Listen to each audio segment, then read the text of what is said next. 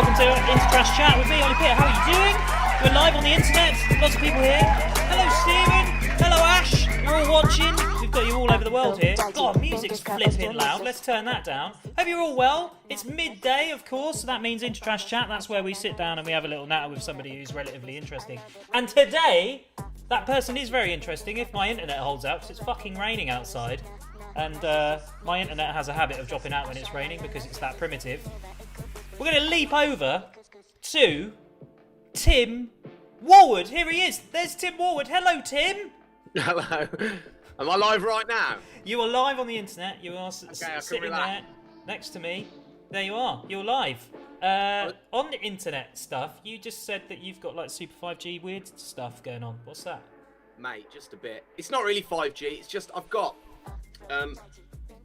I mean, how long have we got? How long have we actually got doing this? Listen, okay, this is an hour, right? We do an hour, and if it goes shorter, it goes shorter. If it goes longer, it goes longer. Who cares? Start as we mean to go on. I'm a hoarder, but I'm a hoarder of only things that are worth something. But I think that's what all hoarders say, right? Anyway, I hoard digital things primarily, and one of the things I hoarded was this. The now defunct, not supported by Apple anymore, the Airport Extreme, which essentially I bought it as a router because it was apparently more powerful and it works with all Apple products. Oh man, they've got you with that, haven't they? That doesn't do anything. Do you know what that's like? It does nothing. That is one of those 5G USB protector sticks. Have you seen those? Oh, so, yeah. Because 5G obviously gives you cancer, so they stuck a sticker on it and they sold this USB stick for $300. That's what that is. Yeah. So anyway, but maybe they work. I've installed that router up here. I'm in the loft up here. This was my daughter's bedroom, but since lockdown started, I needed somewhere to work, so I've put her in the garage, and I'm now up in her bedroom, which is very nice and lovely. I'm an avid soundproofed, and but I needed internet up here, so hence I've had to dig out the Airport Extreme, which luckily I was hoarding, so it does pay to be a hoarder. Absolutely, I agree. I hoard stuff. In fact, I've done you know those DNA report things. Have you ever done one of those? Doesn't that just essentially give the police all your DNA? Essentially, but yeah, but I got this thing, and they update the traits, right? So based on your DNA, they can tell you about various traits that you have. So maybe you like caffeine, or you can do the splits, or you can roll your tongue, right? Stuff like that. But one of them was that you hoard stuff. You're more likely to hoard stuff. No. Yeah. Which is just ridiculous. That's good. Before we move on, I'm just going to say hello to a few people who are watching. Stephen Shepherd, good morning. Yes, hello. Nathan is watching as well. 0121 guy, he's listening or watching in Japan. Jessme's watching. Ry Banks, you're new. Do you know Ry Banks? He's watching on Twitch. My next door neighbour. Oh, Ry. He's watching on Twitch. Hi, Ry. Ryan. And everybody's bald-headed favourite, Joe Rackley, is watching. That's nice, isn't it? Of course he is. We know him. But no, what I was going to say is I'm an avid watcher of your Instagram stories because they're just really interesting, and I quite like watching your son shit on a trampoline. But because it's just funny. But people might not know this about you. You built that loft, right, yourself? Just a bit. Yeah. Well, we've got I've stupidly had 3 children, which I can safely say is one too many. It's bordering on too many, to be honest. But so we've got 3 kids, but we've only got a 3-bed house. And as the kids grew up and needed kind of their own space to do kiddie stuff, then I decided Lila needed a bedroom. So I've split one of the bedrooms, but my dad's a builder. He's not a builder. My dad's a nurse, but he's very good at building. That's not a builder at all. That is in no way a builder. My dad's an absolute have-a-go hero, and he's just very good. He's very handy, and he's not afraid to wield a hammer. And I've inherited those traits, so I'm not afraid to like smash things about a bit and just see. And so the plan was, because I didn't have very much money, I thought, you know what, I'll do a loft conversion. How hard can it be? And there's 3 brick walls underneath where I am. Which are all supported right down to the foundation. So actually, we didn't need any big lintels or anything up here. So I've built like a floating pad which rests on the 3 brick walls up here, and then I chopped the ceiling in half downstairs, and then just built these very dangerous. I mean, it's a ladder. They're not really stairs. It's a ladder to get up here. It's quite dangerous. But you sound like you know what you're talking about. Is that, have you passed building regs then? I mean, because I've had a guy come in and quote to do a staircase here. I'm not going to try and do it on my own because I want to sell my house. I don't want somebody to pick up on some dodgy stuff. The only time I've ever wished I'd concentrated in trigonometry since leaving school was when I was trying to do the angles for the stairs. The angles and the stairs, I mean, they're off. I wish I could show you, really. I can't really show you, but they're too steep. They're too steep for building regs, and there's one too many. So there's 14 as opposed to 13, or 13 as opposed to 12. Anyway, yeah. Good luck selling your house. Things like plumbing, things like electrics, I do all those to building regs because you can easily find those. And actually, you can find building regs online pretty good, and you can follow them as best you can, but sometimes needs must. And I couldn't move the whole outer wall of the house, so I just had to build the stairs quite steep. But that was one of my biggest concerns about buying a house, is that somebody who didn't know what they were doing decided to undertake the plumbing and the fucking electrics, for goodness sake. I don't want to... The idea that somebody's gone, fuck it, I'll do it myself, it'll be all right, I'll just sell it. Yeah. So if you are buying a house somewhere in the West Midlands and you find out that Tim Warwood was the previous owner, just beware, because get that wiring checked. I did all the wiring, so here you go. So I did all the rewiring upstairs, and again, my dad's like, it's not hard, it's this, and it daisy chains and it loops, make sure everything's nice and tight, blah blah blah. And once you've done, you can actually pay somebody then to come and pass it off, come and check it. So I paid a guy from the electric company, and he came and he took all the plugs off and he had a look and he did his meter in and all that, and I passed. I got it signed off. So good work. I didn't know you could do that without like having some kind of official. Do you know what I mean? Like license or whatever. What projects have you got on at the moment? So the big one at the minute, I've just moved my garden shed, and I am in the process of building the children a tree house. How's it going? Nothing like our friend Joe Rackley's, who built it's more of a tree mansion, or in his words, it's the pallet version of the Burj Khalifa. Yeah, but he featured in newspapers because of that, and he wasn't sure whether or not he needed planning permission. But now it's out there in the public domain, so you know what? I hope you get caught, Joe. I hope you get caught. Just saying. I just think it'd be funny. It'd be funny. He could probably just unscrew a few bolts and move it across a bit. It's a movable item. He'll be fine. Yeah, stick it on some wheels. So yeah, I mean, lockdown forced a lot of people's hands, I think, and certainly if you've got kids, as soon as lockdown kicked in and you realised you're going to be housebound for the next 3, 4, 5 months, everybody started to panic and go, is there enough entertainment in my garden for the children? And actually, to be fair, I am one of the lucky ones. I do have a really big garden where I live, and so I'm able to do things in the back of it. Like, I mean, we bought a second-hand inflatable hot tub, which is now gone in the skip. It didn't stay, but the cat was bursting it overnight. The cat was sticking his claws in. We found out. So, but who's buying a second-hand hot tub as well? Who's buying that? It's just do you know, one. Yeah, I was looking at trainers yesterday, and I thought, do you know what? I'll go on eBay and have a look and see whether or not I can get some decent second-hand trainers. And after looking for about 5 minutes, I thought, nah, fuck this. It's disgusting. I don't want to get a verruga or some kind of, I don't know, other foot disease. You bought a hot tub second-hand. That's like even worse. People's genitals have been in there. Sterilized it, and I bought chemicals and chlorine and did all that stuff.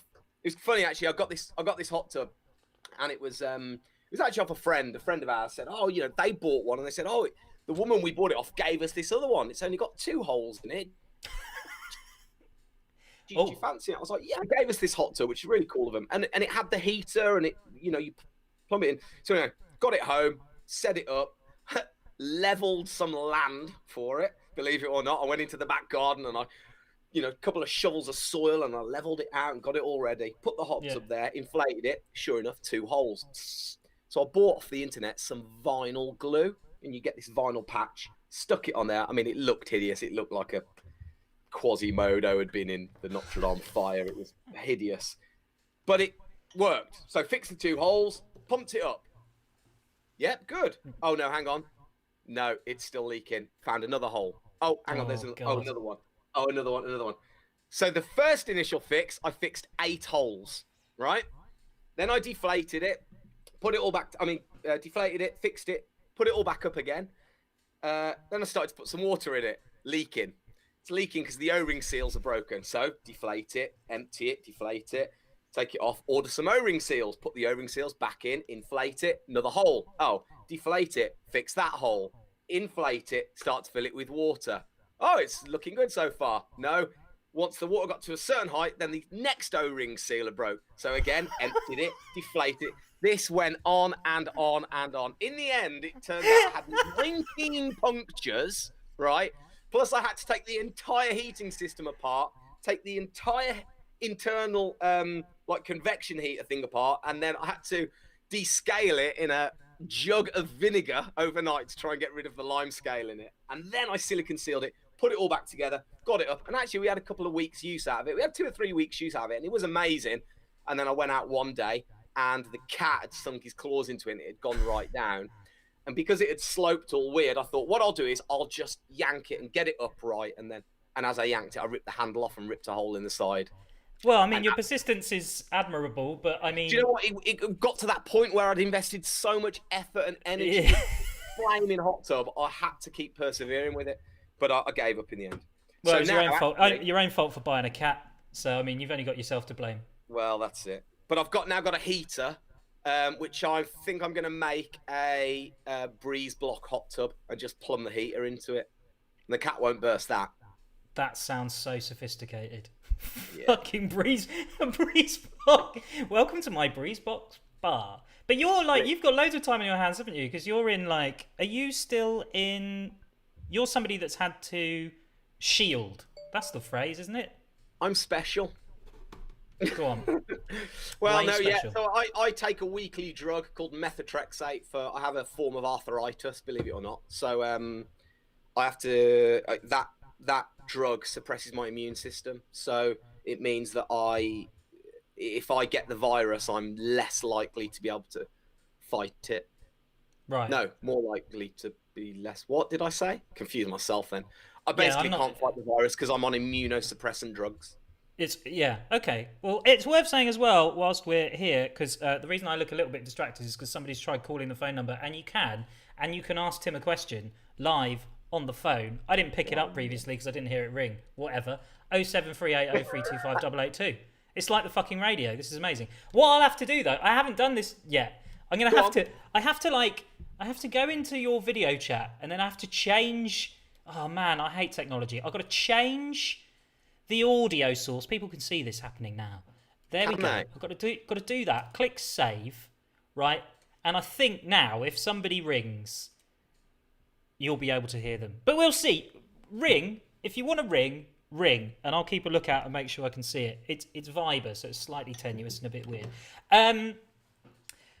Well, good. I'm glad you've been keeping busy, and I'm glad you're healthy as well, because it slightly worries me that when people are shielding and stuff. Are you worried about it now? Because like with Leicester, have you heard about Leicester? That's not that far away from you, is it? Do you know what? I wasn't worried until I spoke to my consultant, because I wanted to find out just how vulnerable I was. Because I don't feel vulnerable. I don't feel ill or anything. But so I phoned up and spoke to my doctor, and she basically just said, "Look, this virus is like nothing we've ever seen, and it's completely unprecedented, and it's doing things that we didn't expect the virus to do, and blah, blah, blah." Essentially just said, don't get the virus.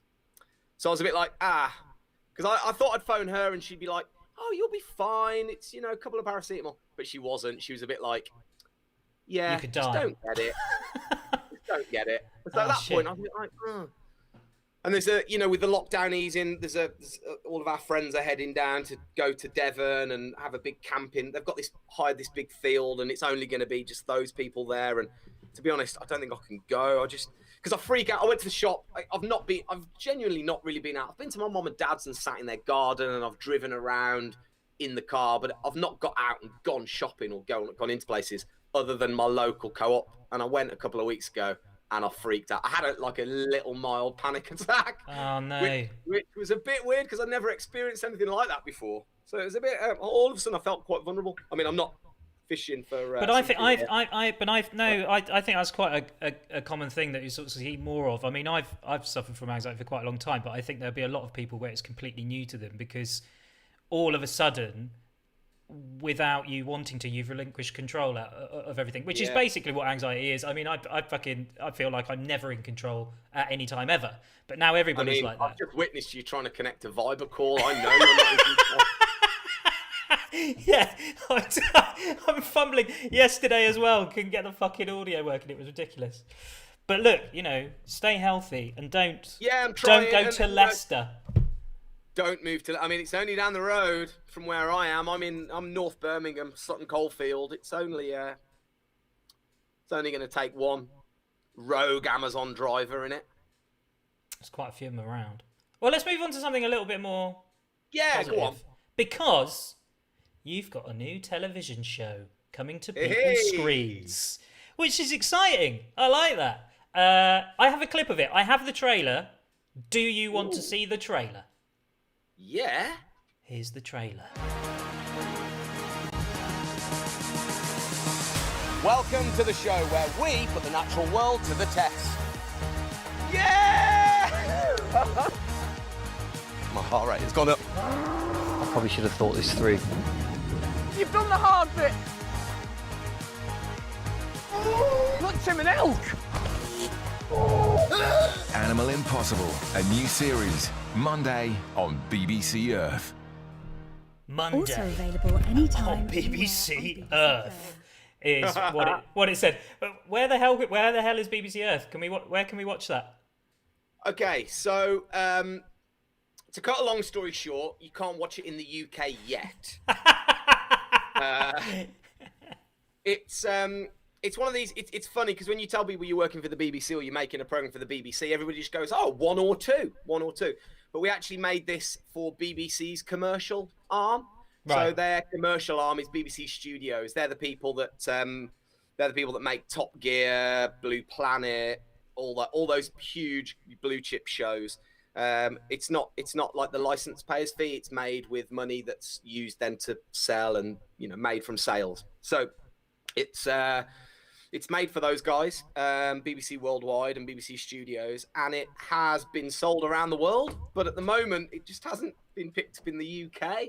Which seems weird. It seems weird to me because from that trailer, it looks like quite a lot of money's gone into it, and it looks pretty good. I mean, what's the premise? What is it? Come on, right? Talk about money. Yeah. I had breakfast, lunch, and dinner every single day we filmed. I mean, rolling in it. And they had a bag of crisps on hand. Like every shoot. Just one bag of crisps. A bag of crisps. And you'd be like, oh, let's see. And you'd look in, there'd be like knickknacks or monster, like the posh stuff as well. It was wicked. What? No, it's good.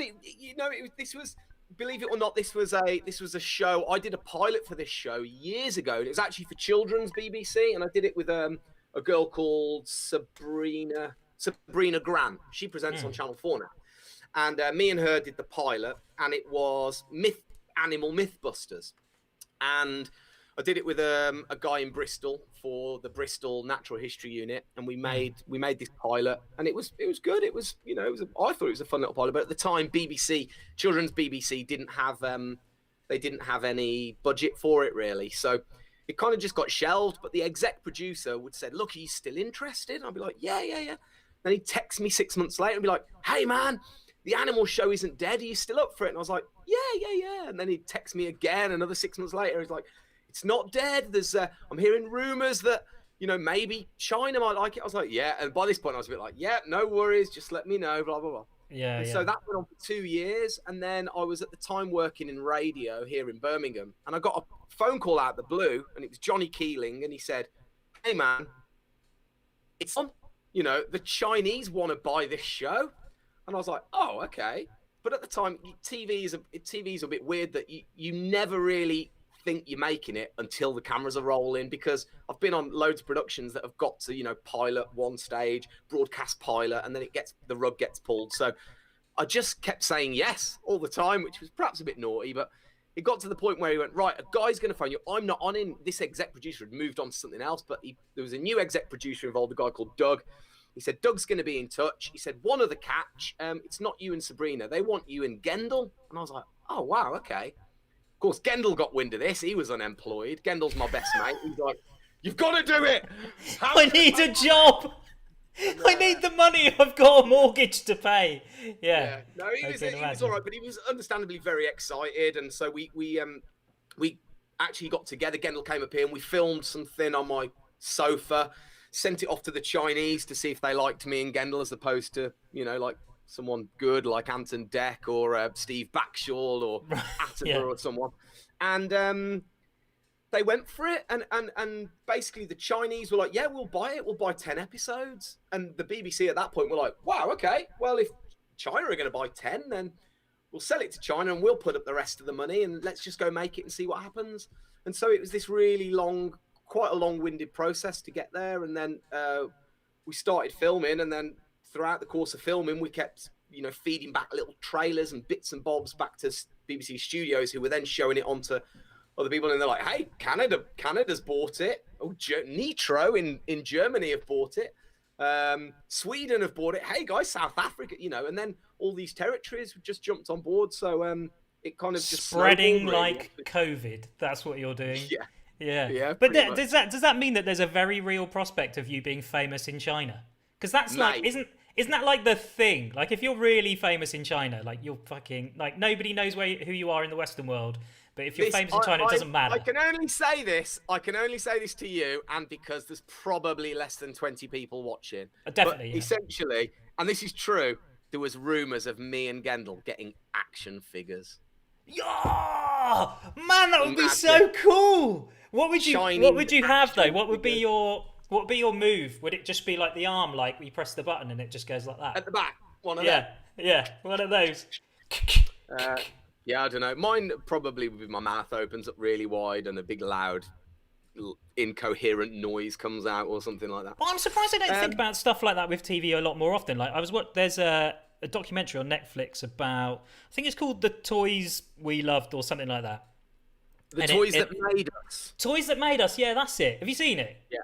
And it's like but there's a series called The Films That Made Us. Yes. Which is a similar, yeah, exactly the same thing. But with the toys, they'd be like, right, we've got this cartoon or whatever, or these action figures, but there'd always be like a cartoon or whatever that goes with it to make the sales like really bump up. And I think with kids' TV, just go, what would make a really good toy? Like everything should have an action figure. Every kids' TV show. Maybe it does. I don't know. As well, when he was doing Deadly 60 for CBBC, there was a Steve Backshall action figure and books and all kinds of merch and everything, and it goes pretty well if kids love it. But then again, if you watch Deadly 60, it's incredible. It is good. I hate to boast, but my other half, who was upstairs on a phone call, actually worked on Deadly 60 in Bristol years ago. Did she? Yeah, she did. Yeah. Wow, that is good. Slightly worries me though that she was hanging around Steve Backshall for that length of time. Do you know what I mean? Seeing them arms, unbelievable. Yeah, man, tree trunk arms. Anyway, I don't want to talk about it. It makes me feel uncomfortable. But that's great. I think it's really exciting. So, do you think it's going to make its way here though? I don't know how much I can divulge really. I'm not employed by them anymore. Yes, they're trying. The sales team are trying to sell it, but it's also one of those things where the sales have done quite well.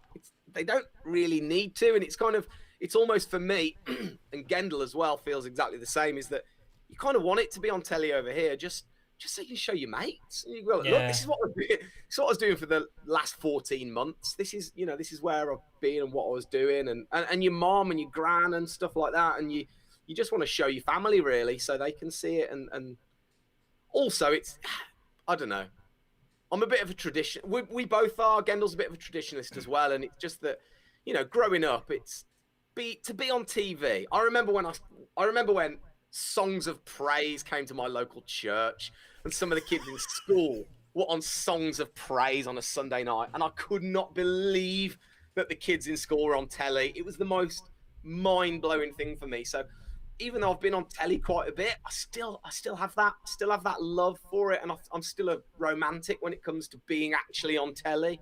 But how did you get into that actually? That's sweet. I was going to ask you about this because I was actually going to ask you with your snowboarding commentary and stuff. How the fuck do you even get into that? Because that's like something that people would dream to do. But yeah, it's all part of the same thing. So I mean, I'll give you the potted history, but I learned to snowboard at the Snowdome in Tamworth when I was 15.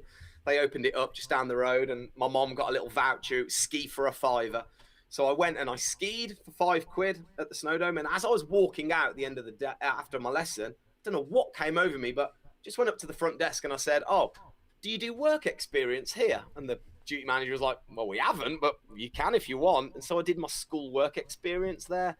And after that first day of work experience, because I used to try and skateboard and I was terrible, I saw a snowboard on my first day. I was like, oh my God, a snowboard, and it's attached to your feet. And at the end of my first day, the girl that I was working with, giving out the skis and helping at the bottom, she was like, oh, just jump on this lesson with Chris. And this guy, Chris Pratt, the local pro at the time, gave me a lesson, and I just picked up snowboarding, and I started to work at the Snowdome part-time, and I just snowboarded literally every single day. And that's where I met Gendel and got into snowboarding. And so from the age of 15, I just snowboarded. And then I used to do a lot of competitions, and the British scene at the time was quite good. It was going around all the dry slopes, and it would be the same group of 100 people. They'd be in Norwich one week, then they'd be Hill End, then they'd be down in Plymouth, then they'd be in Swadlincoe, all the dry slopes. It was just a tour, and it was amazing. And so just used to do all these dry slope contests. And I turned up at an event one day, and I couldn't ride because I had a bad knee. And the contest organizer came up and went, "Here," and gave me the microphone. He went, "You might as well commentate if you're not riding." So I sat there and I shouted abuse at my mates all day while they were snowboarding.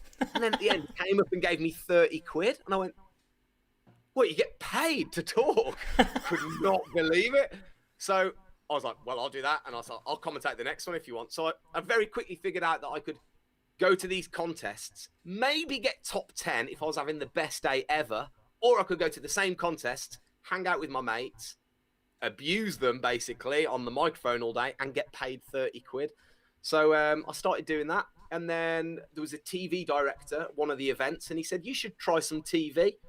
And at the time, actually, Ed Lee, who was doing a lot of the commentary, BBC Ski Sundays, Ed Lee, he was making the jump into TV, and he was working on Channel 4 on this program called Free Sports on 4. And he then made the jump to kind of BBC and to bigger and better things, not bigger and better things, but different things. And so a slot became available on Channel 4, working on Free Sports on 4. So I basically filled in for Ed when Ed couldn't do the snowboard commentary. And then as Ed then moved to from Free Sports on 4 onwards, I moved into Free Sports on 4. And I'm basically just following Ed Lee's career path, so to speak. How old were you when you started doing that then? When you got your first job on Channel 4?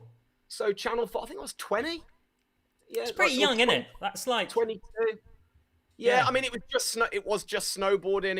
I wasn't politics. It wasn't talking about anything of. It was literally just talking about snowboarding, which I could do because I loved it and I breathed it and absolutely loved it. And then from there, just started doing more and more TV, and I ended up doing some voiceover for Disney, and I was doing some snowboard voiceover for Disney, and the woman who was in charge, she said, "You don't like football, do you?" And I went, "Yeah, I do actually." And she went, "Oh." She went, "Well, it's just we've got this show coming up on Disney. It's a football show for kids." She said, "I just think you might be quite good for it, but you'd need to present with someone." And as quick as a flash, I went, "I present with my best mate." And she went, "Oh my God, you present with your best mate?" And I went, "Yeah, totally lying." She was like, "Wow, would you be up for screen testing?" And I went, "Yeah, we'll screen test." And then oh my God. She's like, "Okay, next Tuesday." And I was like, "Cool." So then I went home that night. I was living with Gendel at the time, and I went, "I've got us a job. You're going to be a TV presenter." And he was like, "What?" "What?" Had he done anything like that before? No. Well, me and Gendel used to make snowboard films, so we did a lot of filming, and he was always in front of things like that, but he was always in control of it and always in control of the content. So this was a huge step out of his comfort zone, because he was basically being told by somebody else what to say and do. So we ended up screen testing for this Disney show called Goalmouth, and there were loads of big names, like Dick and Dom went for it, and loads of big. I remember seeing loads of big double acts go for it and thinking, "You beat Dick and Dom, mate, just a bit." Because you know what? We had to do this part about football celebrations, and we rehearsed for 3 hours. A high five, like. Oh my God. Yeah, and we did this whole high five routine, and we got it, and we ended up doing 5 series of a Disney XD, so it's like a teen Disney Channel and the show was called Goalmouth. We did 5 series of it. Ah! Oh God, he's going to go. What's he going to do? He's going to go and get some paraphernalia from the. Oh, on DVD. Oh, so that shows. Oh my God! Hang on, my hair's like that now. Jeez, Yeah. you look young there. Series 3. Oh, that looks like the In-Betweeners. That is what that is there, isn't it? That is the In-Betweeners. Just a really dreadful version. Footballers, Francis Vu and Charlotte Larde. But it was basically a load of skits. So we got to dress up and do all these comedy skits, and it was really good. Look, Dion Dublin there, look. Football legend. Look at my hair. I look like Nicola Sturgeon. You do look like Nicola Sturgeon. You look a little bit like what's her name, Sue Perkins. You put the right glasses on. Mate, you definitely look like her.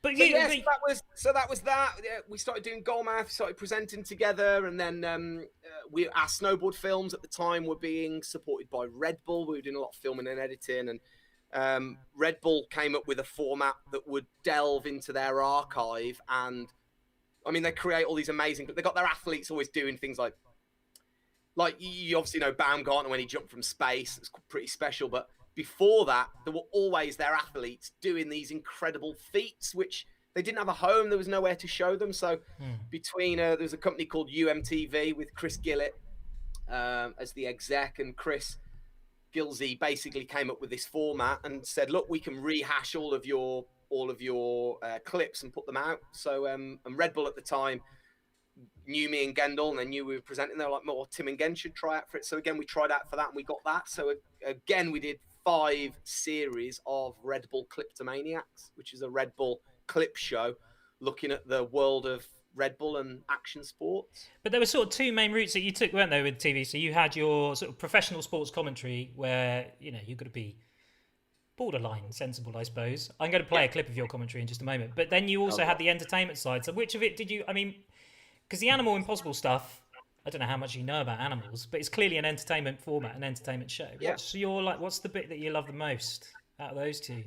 Or do you not have a... Do you know what? It's really, I'm really fortunate, and God, excuse me, but I love it all. I love just doing it all, and I'm quite fortunate that I do enjoy both as much as each other. And actually, I love some really serious bits of commentary. I really love, almost the qualification days with Ed, when me and Ed were up and we were geeking out and we were, delving into the intricacies of 270s on and off handrails and stuff, which is absolute geekdom, but I genuinely loved it because me and Ed just had the chance to do all this kind of stuff. And then the flip side to that is the entertainment side. I love doing that, and I love making people laugh, and I love the doing of all that stuff as well. I had to change your audio then because it all went weird. But yeah, no, I agree. But you did do all the techie stuff and all like you say, nerding out on snowboarding. But I'm just going to play this because I want to ask you about it as well, because this is the thing that really people know you for with your snowboard commentary. Absolutely massive. It looked like he was wrestling an invisible bear. Try not to look into his eyes here. You will get lost. I love that. How did you do that? There's a new desktop screensaver. Yes! Yes, Red. He's a cat amongst the pigeons. Wallop. Oh, pressure is immense. He's literally taking a bath in a pressure cooker right now. Again, we've seen him slam twice so hard. Look at him. He wants this. He essentially turned up with a packet of crayons and delivered a Monet, didn't he? He basically turned up with a packet of crayons and delivered a Monet. I love it, but that's the thing. You say you geek out on snowboarding, but you did actually hit the headlines with your commentary, and there was did you get 300 complaints to the BBC because of the things you did with Amy Fuller? Yeah, so it all started kind of the first Olympics I did, which was in Sochi in Russia in 2014, and that was it's a really strange thing. So I'd done some Ski Sunday stuff before, and I'd been on, kind of like main television, so to speak. Because sometimes when you're on a little bit further down the EPG, when you're on Dave or whatever, or those channels that don't get as many viewers as, say, like a primetime channel, you can sail under the radar a little bit. But the moment we went on BBC Two, I'll never forget it, because me and Ed. So snowboarding had been in the Olympics. It was the first time slopestyle was in the Olympics. There was a big hurrah about it, and everybody was understandably very excited. And it was the perfect storm. Jenny Jones had qualified through to the finals. It was a Sunday morning back in the UK. Well, it was there as well, but Sunday morning. The Olympics hadn't started quite properly yet, I don't think. There'd not been the opening ceremony, but there was quite a bit of buzz. Everybody was itching to watch it. And Jenny had qualified through, and I think the other event had cancelled or something, and then the weather back here was terrible. It was a Sunday morning, everybody was waking up. It was perfect cup of coffee, sit down and watch the telly, and it was almost this perfect storm of, and you're broadcasting. So me and Ned had been up in the commentary booth since 7 a.m. and we're practicing and we're doing our bits. Then you go live and you get someone in your ear say, hey, it's BBC Interactive here, so we're on the red button. Blah, blah, blah, and you start talking. Then you start delivering your commentary. And halfway through, you start delivering your commentary, you just forget that you're broadcasting to him. Because I'm trying to make Ed laugh, he's trying to make me laugh. We're looking out the window, there's time between the runs where you get a bit bored. And like I say, we'd been in there since 7 a.m. and by this point, it was 1 o'clock in the afternoon or midday or something. But back in the UK, it was 4 hours behind, so it would have been 8 o'clock in the morning. And all of a sudden you're chatting away and here comes Sylvia Mittermuller and, representing Germany, and it's Vicky in Salford. Take a pause and you've just got to be quiet. So you don't, even mid-run, you just stop talking. So you stop talking. Horrible. You can hear it patching through your ears. And then all of a sudden you hear Claire Balding. So there, and then, of course, Andrew Musgrave later on. But now we can go up to the Rosacuta Extreme Park, where we've got Jenny Jones in a very favourable position. She's currently sitting in third place, and me and Ed were like, oh. And then you hear Claire Baldwin, she's like, and it's over to Tim Ward and Ed Lee in the commentary booth. Tim, Ed. And Ed's like, yeah, thank you, Claire. Beautiful day up here. And I'm now at this point going, oh my God, we're on BBC Two. And my phone just starts going, because everybody's now watching it. Because when you put away on the red button, nobody's watching. But the moment you're on BBC Two, and it went nuts. My Twitter crashed. Like I had about 1,000 followers, and then it was just going ding, ding, ding, ding, ding, ding, ding, ding, followed you, and it just started going nuts. And then basically Jenny she was sitting something in fourth place. Amy Fuller had been eliminated, and then Amy wanted to come in the booth, and Ed spoke to Manchester and said, look, Amy Fuller wants to come into the booth with us, but it's your call, So they were like, yeah, get her in. But Amy had never done anything like that, and she was understandably still pretty high on adrenaline from her running the Olympics. Plus her friend is now riding. And I think we all just got swept away in the emotion of it all. And obviously Jenny put down a stellar run. She went into first place, but with still a few girls still to go. So we're losing our mind in the commentary box, forgetting that people are watching. And Amy's screaming, she's going wild, and she's just, there's no etiquette. She's just shouting whenever you want. You'd be mid-flow and she'd just shout over you. And it was just all, but it just felt at the time like it felt apt for it almost. And well, this is the thing, and I think like most of the support, you did get quite a lot of support from that, but the fact that 300 people found it necessary to complain, and I feel like actually they weren't complaining at you, they were hitting out at Amy, I think, who at the time was a young woman who was very excited for her. And I just wonder if there was just an element of like, shut up, little woman, kind of. Do you know what I mean? I don't know, but it's just sort of. And that's the thing to remember. It's like maybe going on the BBC, broadcasting on the BBC does come with a certain kind of you have to toe the line a little bit. But I've said this time and time before, is that we did nothing out of the ordinary. It's not like we turned it up to 10 just for that audience. We were commentating as though it was a snowboard contest, which is what it was, and we did it how we always do it. I mean, I don't know if anybody ever saw any of Ed's commentary before the Olympics. I mean, the guy's a genius. You know, he's singing, living on a prayer and like dropping snowboard terminology into it. He's singing people's runs. I mean, he's bonkers. He's the legend of bonkers. And so, it was just, we were doing nothing out of the ordinary, really. But I just think a new audience saw it and they got a bit of. But I think it was more than that though, because I think like that you're right. It was a new audience and they got excited and stuff. And I think the Amy Fuller stuff to one side, the way that you commentate, those little nuggets that have been pulled out in that clip that were put on YouTube, they are things like, oh look, there's a new desktop screensaver. Like these little bits. How do they just pop into your head? Do you have these noted down? I feel like they're so good. That I want you to tell me that you pre-planned these, because if you tell me that they popped into your head, I'm going to be really pissed off, because I'm going to be like, that's so annoying. You try and think of a few similes that make you laugh, but if you try and read them off a piece of paper or something, they'll just never come out right, and they never it's on it genuinely, and I don't know if people believe me or if it's fraud. Me and Ed, we just try and make each other laugh, because our whole thing is, if I can make him laugh, then everybody else will laugh.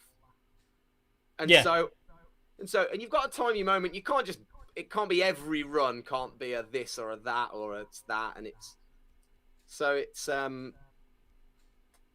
trying to think what Ed said the one that lost me. It was nighttime half pipe skiing. Now, me and Ed aren't the best at half-pipe skiing. With slope style, we're better at, but skiing in the half-pipe is just on a level now that it's a blur. Like, what the tricks that they're doing, it's so insane.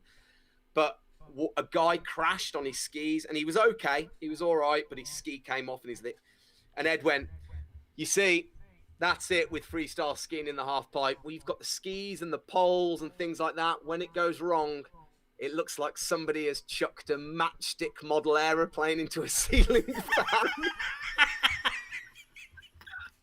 And I lost it. I had to hit mute on the console to mute myself. I was trying. I couldn't do it. I couldn't. And of course, I'm going like this, and he's like having to not look at me because he can see me laughing, and he can't then commentate. But it's just. You just want to have fun with it, don't you? And just, bring a smile to people's face. But it's interesting because I don't watch many other sports, but even if I would have, watched the cricket or I watched the rugby when big matches are on, like I can't think of examples where they would do that they would deliver the commentary in that way. And I just wonder if it is something where it's snowboarding can get away with it. Like if you were to have somebody commentating like that in a more traditional sport, say rugby, they might just not get away with it. I don't know. Maybe they would. Maybe it would just make the whole thing way more entertaining. They're just so traditional, those sports, aren't they? I think it's, there's a few commentators now are starting to break the mold a little bit. I'm trying to think of some examples that I've seen in football. I'm a big football fan and I watch it, but there isn't much of it. I mean, I don't know. Yeah, maybe there isn't other sports. There's a friend of mine, Radzi, that presents for. He used to present for Blue Peter, but he delivers. He's a big David Brent fan as well, and a big Alan Partridge fan. And he tries to. He does some stuff for WWE, does some stuff for the World's Strongest Man, and he tries to put stuff in that's a bit ahead of the game. And there are other sports. I think darts has a bit, doesn't it? And boxing has a few like pretty good analogies and stuff. You said sports. You say sports. Darts isn't a sport.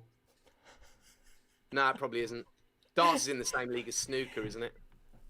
Yeah, basically. While I remember, if you are watching and you want to ask Tim a question, you can just put it in the comments if you don't want to call in. For some reason, the phone's not working. I've had like 10 missed calls. I have no idea who's trying to call either because it's on a private number, so I can't call you back.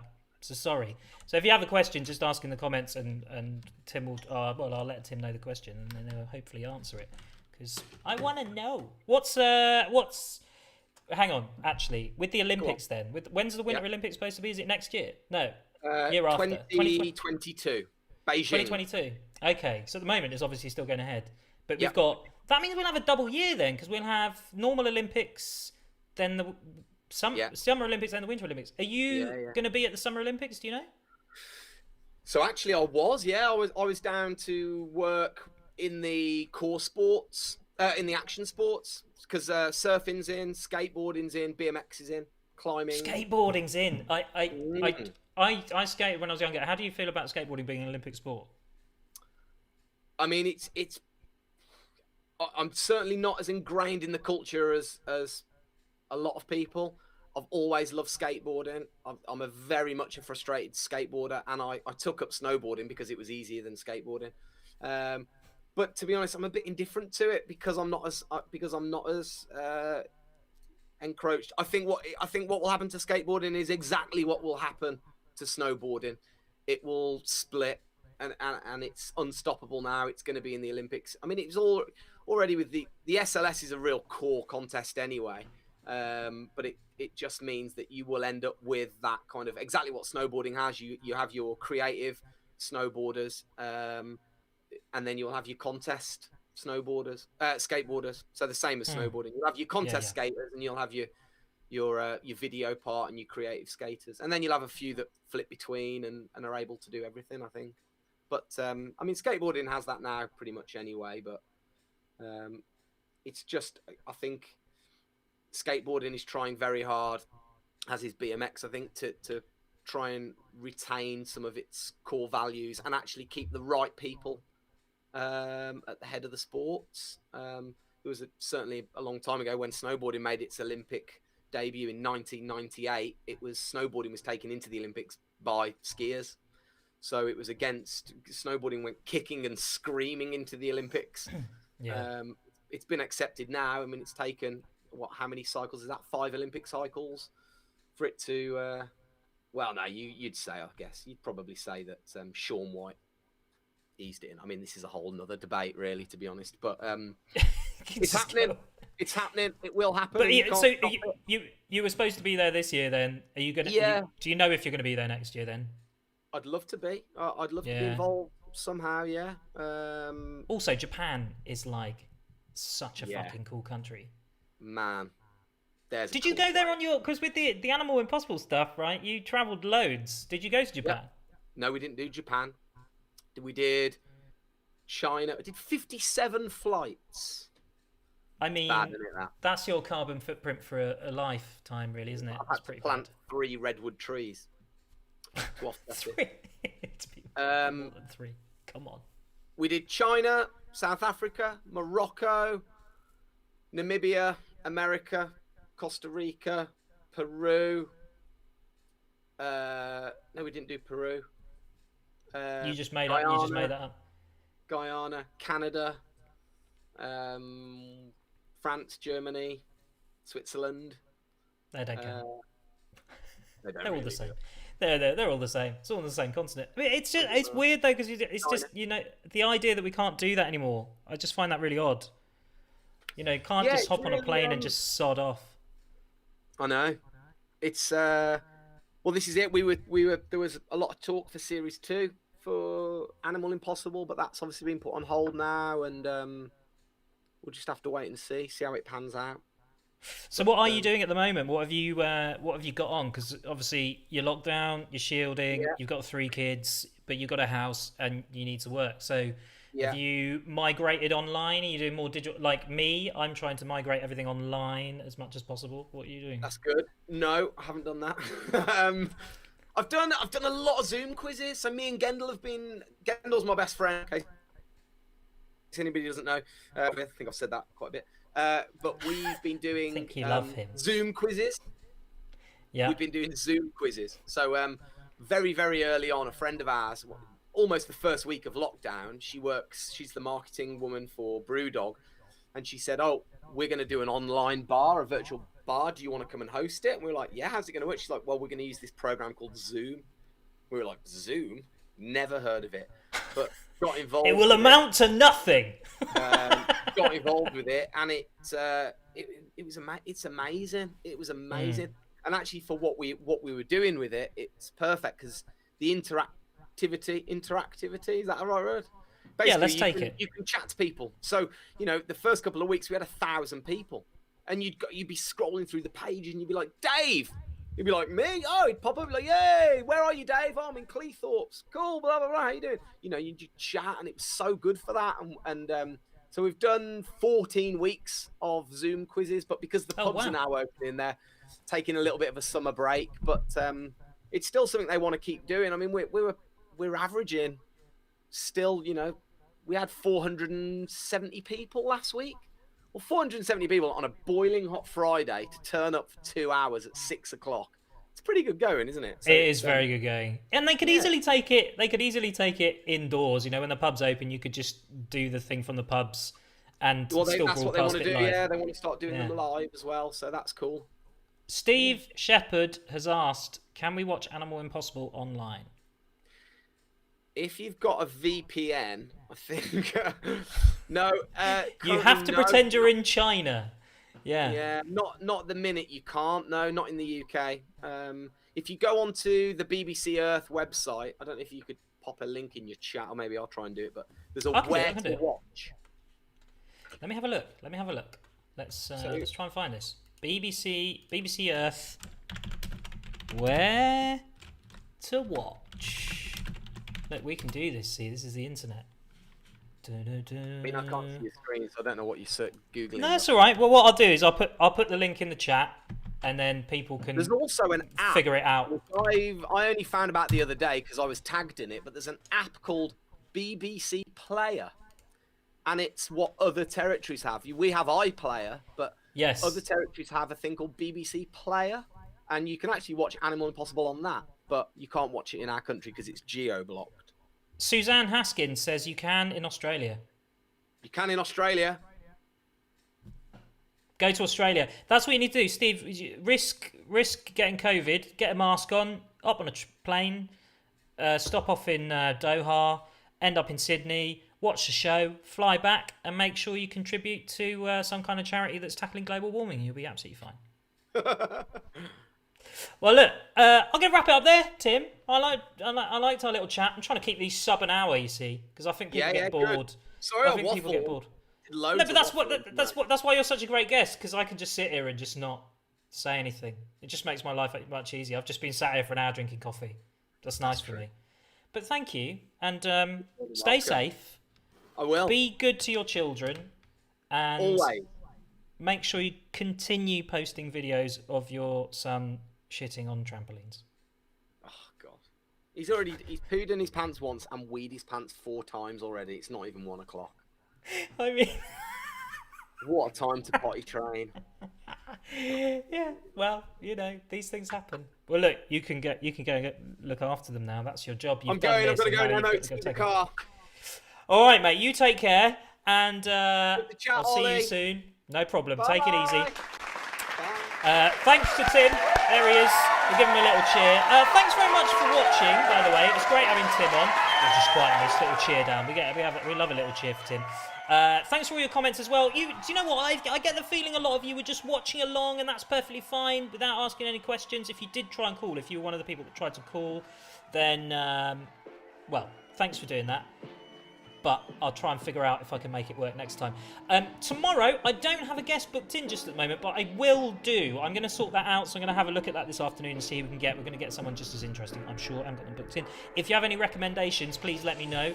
I'd love, just pop them in the comments, or you can go to olliepeer.com and you can send me an email there, and I'll find out if I can get hold of them, whoever that may be. I'll be back again tomorrow, midday. I'd love for you to join me, and please share. We're wanting to build this up as much as we can, get as many people watching as possible. That would be amazing. And I shall see you all tomorrow. Take care. See you then. See you tomorrow at 12!